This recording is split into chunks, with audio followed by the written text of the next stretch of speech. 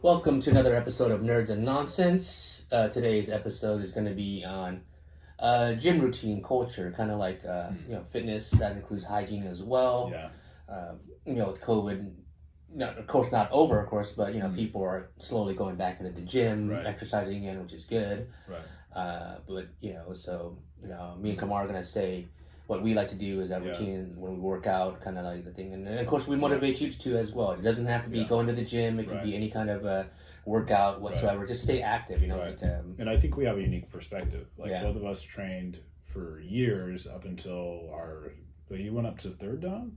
I went up to second. So both up until our second degree black belt in Subak Do, Tong Sudo, Muda Kwan. So many names to choose from. Yeah. Can't throw the plug in there anymore because the studio shut down. Yeah, the studio shut down, but the federation is still around. Wow, really? Okay. I want to say Master Tai still practices in Mira Mesa. Yes. And then I think Master Kenyon's place is still around in PB. Okay. However, we grew up in that culture, which is a fitness culture, but it's also a holistic, cultural South Korean martial art. So we grew up with the terminology. We grew up understanding, how to show respect, how to be respectful with the facility, how to respect other practitioners. So I think we bring a lot of that into our fitness approach, which I think a lot of other people are very unaware of because they just see it as competitive or as sometimes a neurosis why they stay in there. We started off younger, probably before like MMA really got big. Yeah, we were little kids. Yeah, and then Pride was still a big... Yeah, it was. Big Japanese, fighting circuit. And I think it's a shame that a lot of these MMA gyms, like nothing against them, of course, right? But they're putting a lot of the traditional martial arts studios out of business because of due to the popularity. But it doesn't. You don't really get the chance to learn traditional martial arts anymore as much. There's still some around, but it's very rare. The authenticity of learning the culture and the history of it as well. I know MMA is popular, but it's more about just wanting to knock somebody or submit them, right? It's it's like in a matter of minutes or whatever, right? Don't get me wrong, it's popular, right? But it's like sometimes it doesn't teach you. Like sometimes just in MMA, it's to see how many times you can get hit. Like boxing, how many hits you can take and how many times you can knock them back out. It's like not that it just shows like correct forms or technique and moves and stuff like that. There might be an MMA federation out there, but I don't think it's doing the same thing as the traditional martial arts lineages that are there. Yeah, that's the thing is when you look at martial arts, you have a cultural approach. You learn the vocabulary, you learn principles of respect. You get a cultural history that comes along with it. I think for our dawn testing, we had to write a report that talked about the evolution of martial arts. I was already taking martial arts, and now you're making me do homework and stuff? Come on, man. I remember that. Dude, you had to write an essay. Right. You had to put it in a typewriter. Dude, how ancient is that? I mean, how many MMA gyms make you do that? You have to read a book. I'm like, man, this is serious shit, So it was very much like a holistic process. So I think for me, when I go to the gym, I think of it as a dojo. I see it as a house of finding a methodology or a way, which is when you translate dojo or dojang, that's what you get out of it. And it very much goes into the Taoist religious idea of methodology and like a place of seeking a path. Yeah. So that's how I feel whenever I go to the gym. I see it as another equivalent. Yeah, I think it teaches a lot of discipline, respect for yourself. I know the meditation helped a lot. Sometimes when I do that too, you gotta, because when you're going to someone else's place and you're using their facilities, you got to be clean, respectful. Respectful of other people's space, and when you use the equipment, put it back, all that kind of stuff. I can't emphasize that enough. Wipe it down. Yeah, right. So, it helped a lot. So cardiovascular, a lot of kind of things like that. My dad also involved me in soccer when I was younger too. I mean, I like soccer, but I don't love soccer. So I mean, it's something that I did like, but that was something that I was involved in as well. I did it to a certain age, but then really liked it a lot when I started in high school, started lifting weights, not only did it just help with the physical appearance, but helped me with the mental experience as well. It built a lot of self-confidence, built a lot more self-esteem, say that, no, I didn't have me, because, I was being younger, more timid and shy kind of thing, and I wasn't really open and going out and talking as much. And I think it does help a lot because you're exerting a lot of energy and you're putting energy in and you're exerting it out, Right. So But like, what are some kind of workouts you do? You just stick to basic weightlifting, or Well, it's pretty cool because the thing is, like, you're the reason why I got into weightlifting. Okay. So you had that huge. Randy had this huge Schwarzenegger Bible Yes, on every yes, exercise. yes. We had like Excel sheets on like how to go about the process. I think I had another friend who was from high notebooks, school everything who like that. I kinda was like all into it. But Eating protein, I think, like, at a certain time it was like super cut and all that kind of stuff. Yeah. No steroids, of course, the absolutely. natural way. Yeah, like, Absolutely. no injecting anything. I think as a martial arts philosophical principle that we both understand is that we respect our natural body. Yeah. So like we're not going to pursue those sorts of things. It's not just about like putting on self-control, the bulk, but it's like being able to be flexible. Because some guys are so big they can't like reach back and scratch their back or something like that. Right. You want to. I also wanted to keep the bulk, but then also be able to be flexible as well. Agile, be able to do some cardio as well. Because it's not all just about the bulk. I just think sometimes just being super bulky, like, it's what else can you do besides that? Yeah, so. I think definitely when it goes to my core favorite exercises, I learned a lot from training with you when you first got into it. And then I've kind of evolved things quite a bit since then. I've really, really focused on that martial arts heritage that I have. So a lot of the movements that I do kind of reflect what we kind of start out with. I think we had like the whole 12, 14, 18 reps, or 10, 12, 14 reps. And I think I've moved away from that. Now I use kind of like a Buddhist number set when I do my reps. But just like really basic numbers, just single digits. I'll do 7 of like a medium to light for like a warm up. Then I'll get into something heavier. I'll do 5 reps with that, and then I'll do 3 reps for the heaviest one for the max. And I'll do those in sets of 3. That's a good one. So that way I can just kind of like be able to take a chunk out of like whatever exercise I need to reasonably within the amount of time and have like a varietous workout. Yeah. But then at the same time, a lot of the movements that I've been doing also reflect martial arts movements. So, like, you remember the basic stances, like Kima Jase, Sagari Jase, like cat stance, horse stance. For all people watching out there, horse stance, cat stance. So it's like different kind of stances that you use to balance yourself more. Right. To so if you're throwing a front technique. snap kick or a turn kick or a side snap kick. So I use all those stances to stabilize myself when I'm doing weightlifting. Yeah.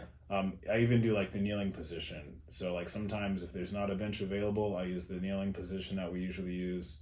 I'll do the stretch backwards, and then I'll do like press bench. Like I'll do my presses with the free weight. Yeah. So for me, it used to be kind of like the same way with repetition, but now it's for me, I just trying to be more like loose and then keep able to be more flexible because I have my kids I play with too, and then, working wise, and I just kind of do maybe 6 sets, but just 10, 10, 10, 10, 10. Okay. So. And I do it more moderate. I can't really lift heavy as much when I don't want to strain anything, when I don't pull anything. Right. But it's a good way. It's moderate just to keep your muscles going still. Right. So of course, if you want to add on bulk, you lift heavier. If you want to tone your muscles, then you do a moderate weight and you kind of keep it at do more repetitions. So that's how it really works. So you bulk. More weights. Toning, you do more repetitions. So that's pretty much it. Right. I think for me, what's always been really important, also coming out of that martial arts idea, is the holistic health. There's always that saying of mind, body, and soul in doing martial arts, or especially like Tang Sudo. I think Master Francis had that on his sign when he that he used to have out front. Yeah. Francis Tang Sudo is somehow like taking care of balancing the mind, body, and the soul. Yeah.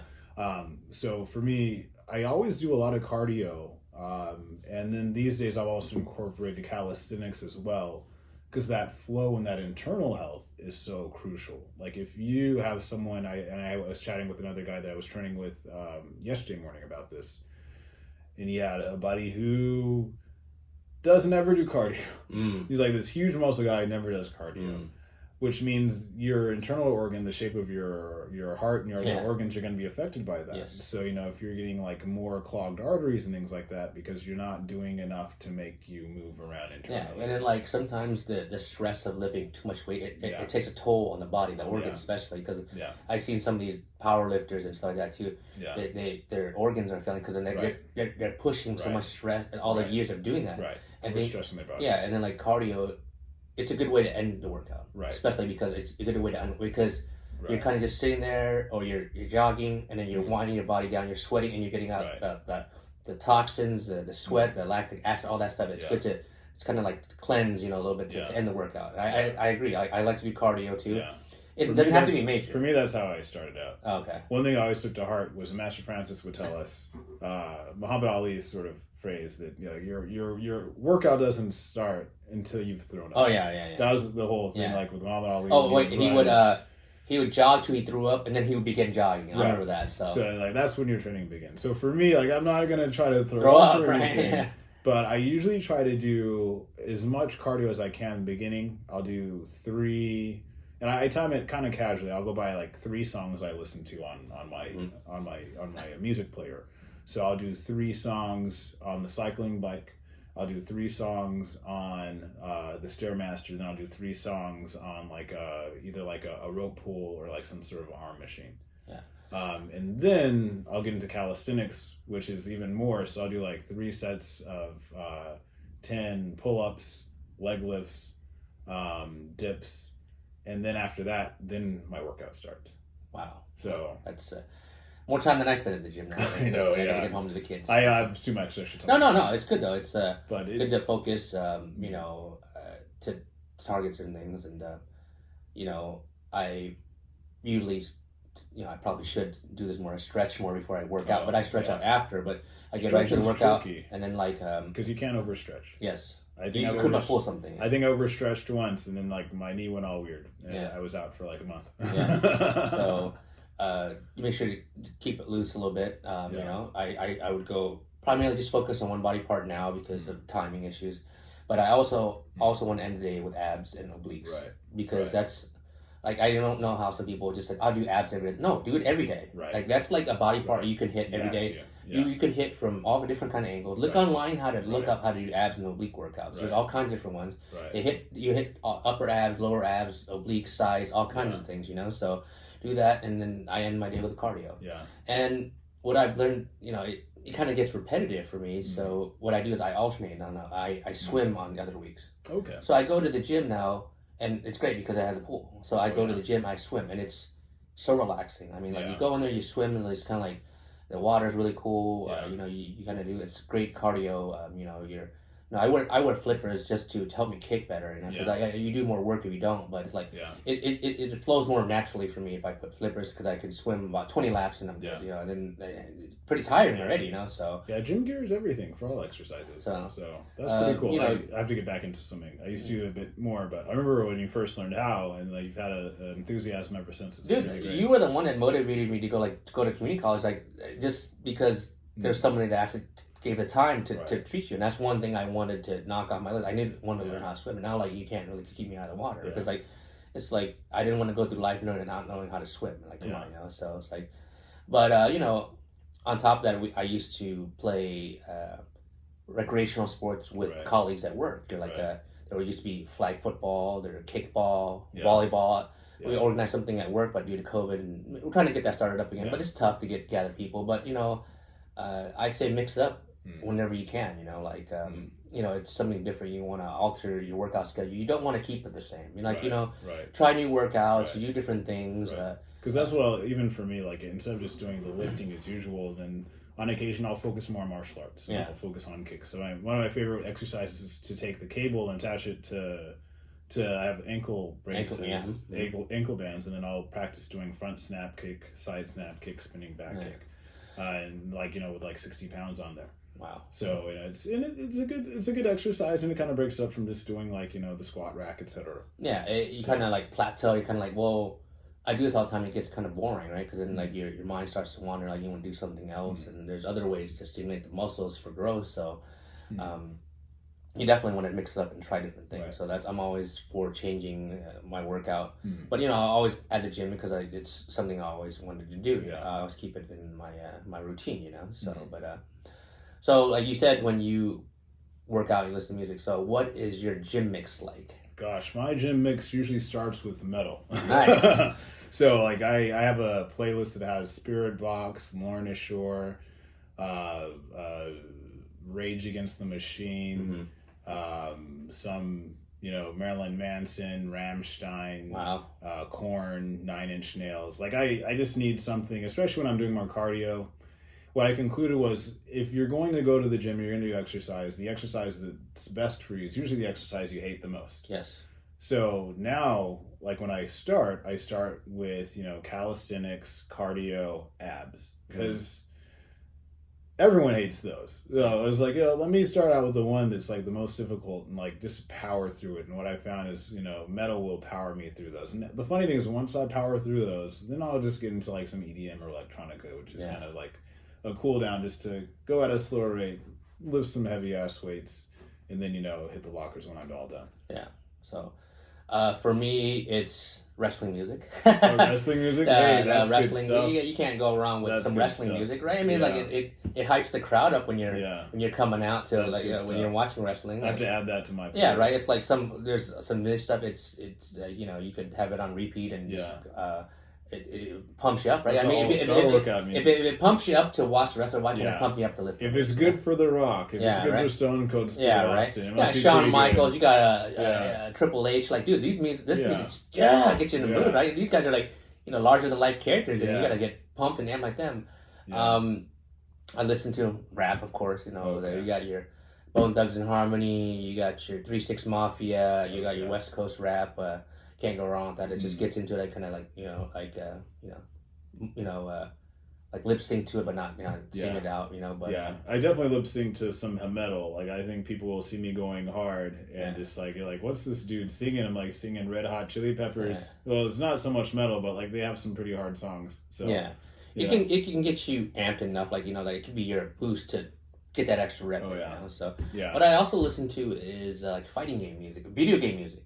Oh, that's good too. Like, you listen to like a couple. In my EDM, I do have some of those. Yeah. Some like, definitely, I want to say the Blade soundtrack had Pump Panel. So I have that in there. But video game music. What are your video game goes to? Well, you can't go wrong with like fighting games, like Street Fighter. Like, there's some classic, Ken Ryu or Guile theme. Like, it goes with anything. Like, it's, I have to listen to that. Mega Man X, the 8-bit generation, like kind of like the 24 bits from Super Nintendo, like Final Fantasy, Super Metroid, kind of all those guys. Like, they had some vintage music in there, and like people take some of those songs and extended them for like half an hour or something. I gotta find those. I know one of my favorite video game soundtracks that I do have in my gym playlist is from the X-Men Clone Wars. Yeah. Although I haven't found like the best mixes of them yet. Yeah. But like I found like maybe like one good version or a couple good versions, because the video games go pretty hard. Yeah, they do. It's like they get you amped up when you play and all that kind of stuff. Like Capcom made a lot of good music for their time. A lot of game companies did. So it's like good to listen to those. You know what? Yeah, X-Men was a Capcom game, I think. The Mutant Apocalypse one. No, the Clone Wars wasn't.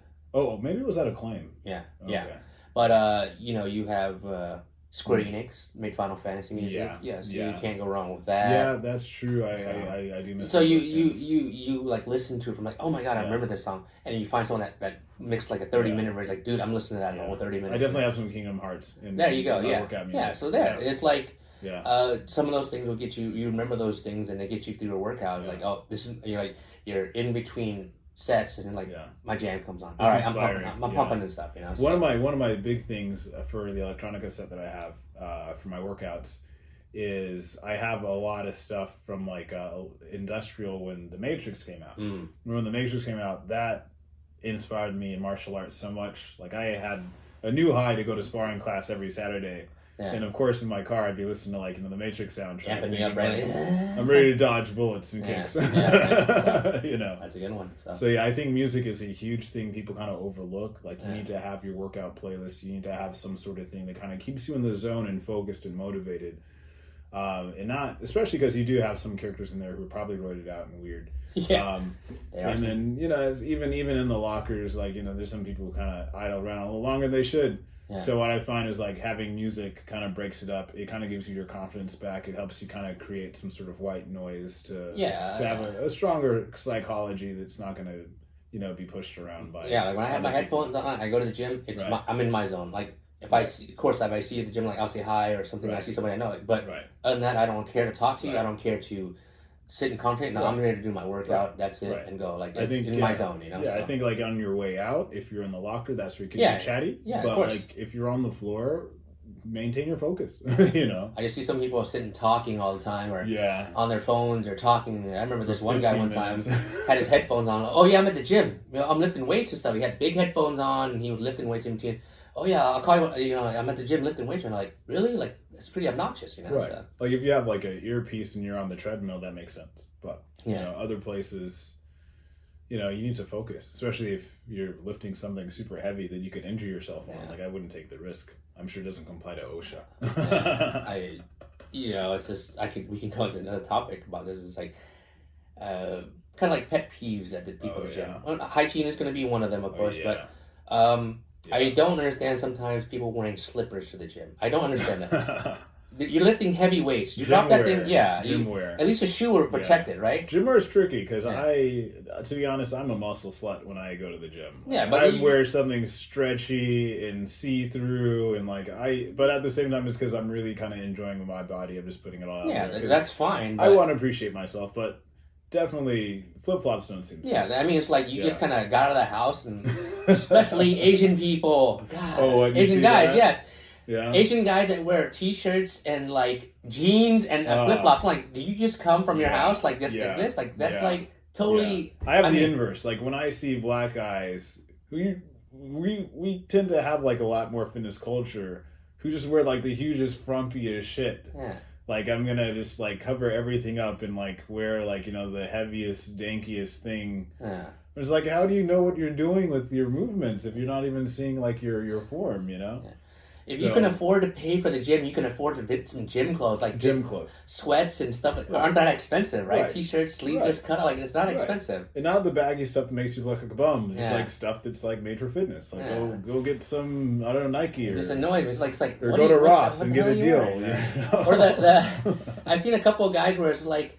They just came right from work. They wear construction clothes. They go right work. Oh, that's pretty weird. Their clothes are stained with the dirt and paint, and they're wearing their work boots. Yeah, their work boots and their work jeans. Yeah, you can't get a gym bag. Like, come on.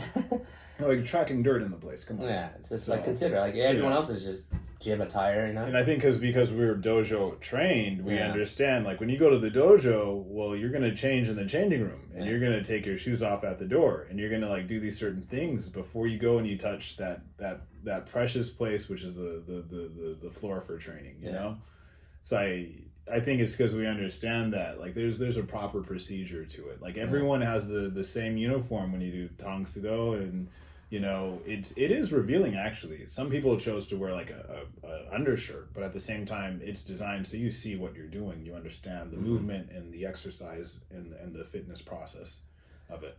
So like another thing, like another pet peeve is like hygiene at the gym, right? Yeah. So even before COVID, I would wipe things down. Right. You know, even before and after use, now even more than ever, you know, can't really stand it if some people leave the machine all sweaty and nasty, dirty. Yeah. And I sweat like a dog, so I'm always self-conscious. I'm like, oh yeah, other people are looking like, look at that sweaty guy over there. So I have to make sure I wipe it down, like, you know, super nice for the next person. And that's just not outside with, you know, working with the weights, but also in the locker room as well. I use the facilities there, so I'm wearing slippers. I'm not wearing nothing but wear your shower shoes. Yeah. Bring some shower shoes when you use it. Yeah. I see guys walking around like without. I'm just like, are you in a hurry?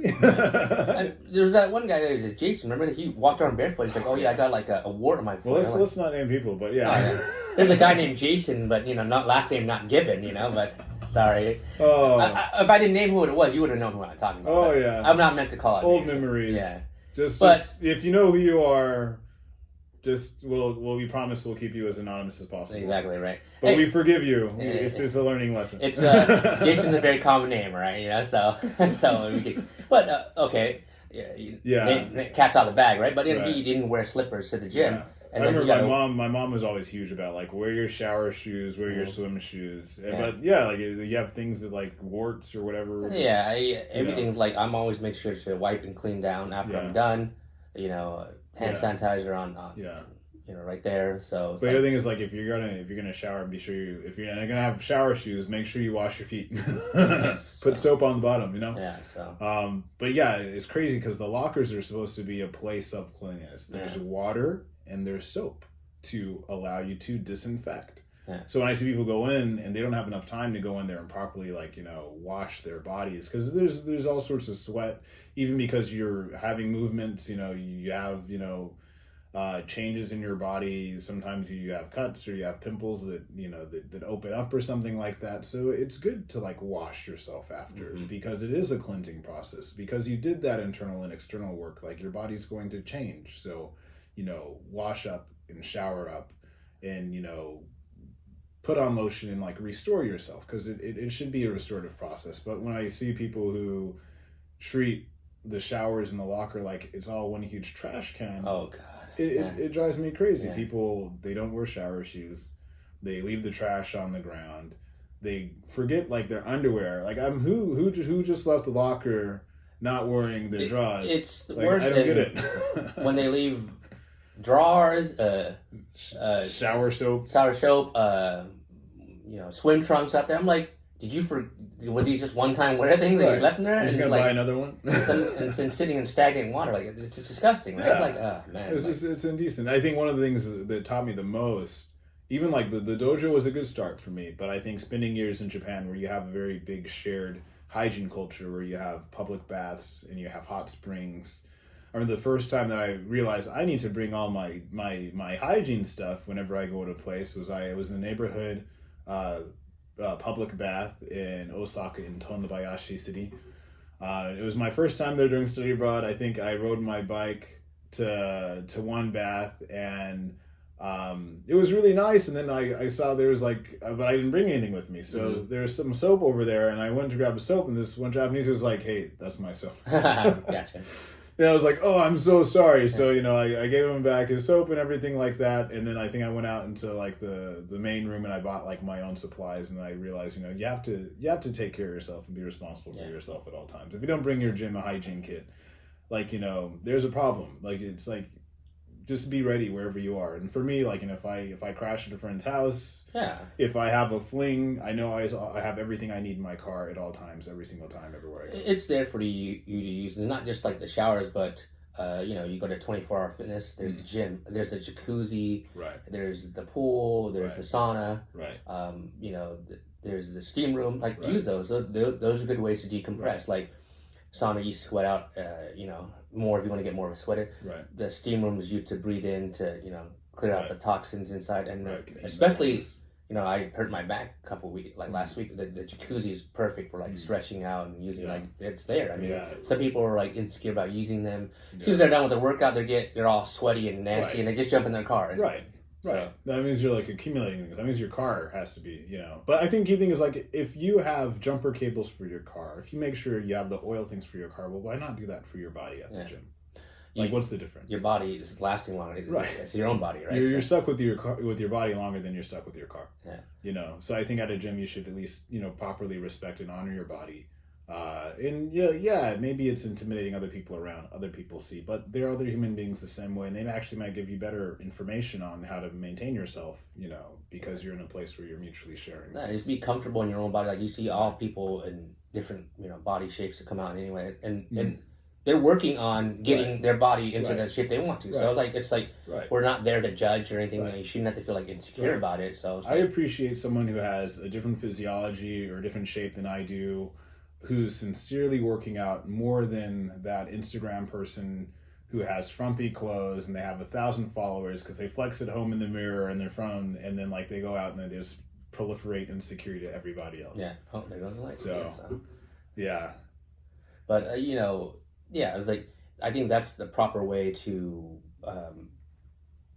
finish the workout too. Like, it's to detox, kind of like, in a way, it's just kind of wind down, like, let your muscles cool down and relax as well, So we're going to do the rest of this podcast in the dark right now. Cause, there's auto lights, but nonetheless, it's pretty clear to me. So you also wanted to talk about dysmorphia? Or is that... Well, yeah, I think that's a part of it. Like, the thing of like knocking other people for not having magazine perfect body fits into the dysmorphia. And I think the reason why we don't have that as much, because the martial arts process is a holistic process. Yeah. We had a variety of people that we train with. We were kids training with, adults, like going through our teens, of people we had. I think there's one of the Dons who was recovering from cancer. Wow. We had people who came in. They were bigger people, and they trained. They lost weight. I think the thing is, instead of appreciating people for the effort that we're doing, we're trying to live up to some sort of unrealistic standard. And I think the issue that you do see in the gyms with body dysmorphia is that people have sort of psychosis around what they're supposed to look like, and they don't appreciate what they actually do look like. And therefore they can't really ever improve how they actually look because they have a distortion on what their body is. Yeah. And there's certain principles, like on my website, QABProserve.com, because my background is counseling. I did some research that was really interesting following body dysmorphia, saying that you have to make sure that you look at yourself completely as a whole. You don't use bad distortions of mirrors that are like malformed. You make sure you wear clothes where you can actually see what your body actually looks like. You go into situations where you have to be naked with other people, or where you have to be exposed or visible to other people, and kind of get more of a realistic understanding of what they see versus what you see. I know for me, like, I'm definitely the naked locker room guy. Like, I shower, I walk around in my towel, like I'll lotion my mirror, etc. Where the sinks are. Because if I see someone else appreciate what I actually look like, then I can understand if my view is accurate or not. And if someone doesn't appreciate that, means that makes my view accurate. I get to know if my view is accurate or not. But I think when you see people who, wear baggy clothes, they avoid the locker room, they change under a towel, that means that, if you're hiding something from other people, you may also be hiding it from yourself. And that contributes to not having a clear view of who you are and like what your body is. Yeah. So that's kind of crucial. I mean, yeah. In my philosophy. That's good. That's a good way to look at it too. Just as a counselor, as someone with a background in studies and psychology, it's helpful. Yeah. So as soon as when you build more confidence in yourself, then that's a good way to look. So that's why I see people take TikTok videos or whatever. They show their progress, and people see that's a good way to do it too. So right. And that's the way. I think the key thing is when you do it in public with real people. Yeah. Then that means it's true confidence and not just content creators trying to get people to follow them. And you find out they have huge anxiety things they haven't dealt with. Yeah. So when you can be calm and easygoing and in real life, then that's what really matters. Yeah. So. And I'll play music to help. Lately my playlist. So metal, I start with metal. I kind of get into the lifting with electronica, and then I cool down with oldies but goodies like Frank Sinatra, bossa nova, and the classics. Yeah. So, we've been talking about gym culture and routine, but I said again in the beginning, I encourage you, anybody, just work out anything. I mean, even when it comes to lifting weights, Pilates, going for a walk, something, it's it's a great stress reliever, it keeps you from your mind from wandering. I mean, it's right.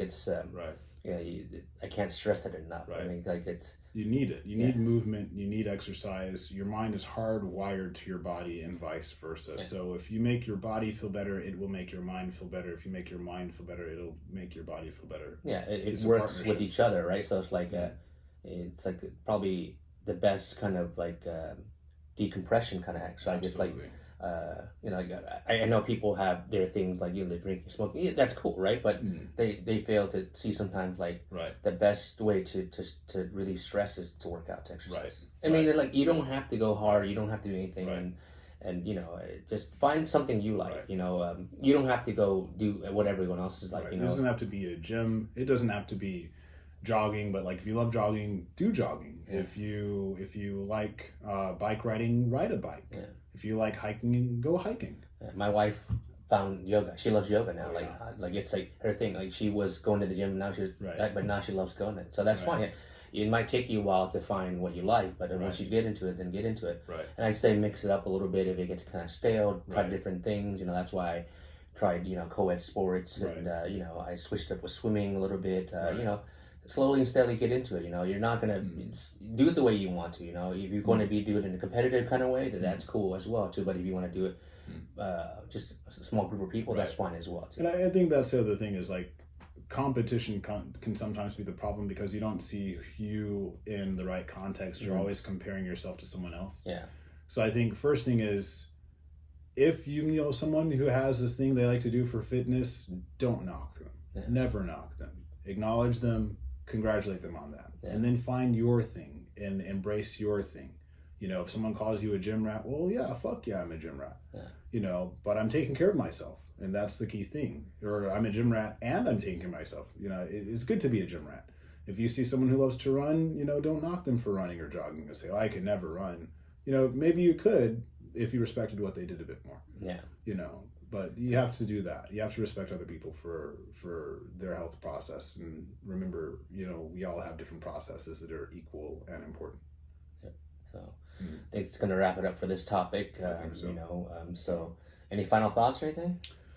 Final thoughts, love your body, embrace your body, and, you know, even if you like or admire other people for what their body is, don't knock yourself for that either, because, you know, they appreciate being appreciated, and, you know, it's a partnership with other people. So, you know, just enjoy having a body. It's great. There's a time where you won't have one. Well said. I don't think I could have said it any better myself, you know, but thanks to everyone for watching. You know, let us know if you guys have a routine, what you guys like to do for working out. You know, we're always open to new ideas. Your favorite exercises. Yeah, respectful for what everyone else wants to do. You know, that might be sometimes different workouts that we don't know about, you know, so, but, muscle ups, I'm not good at those yet. Yeah. So, but, you know, if you guys like what you guys see, you know, comment, like, subscribe, you know, we're going to keep coming out with this new content. We're still getting used to this new facilities, but we're working on it. But auto lights that shut off. So so we're working on it. But, you know, it's a work in progress. But, you know, thanks for watching. Thanks for nerding out, turning nonsense, guys. And we'll see you guys in the next video. All right. See ya. So muscle pose. 1, 2, 3. Yeah. Muscle pose. All right. All right.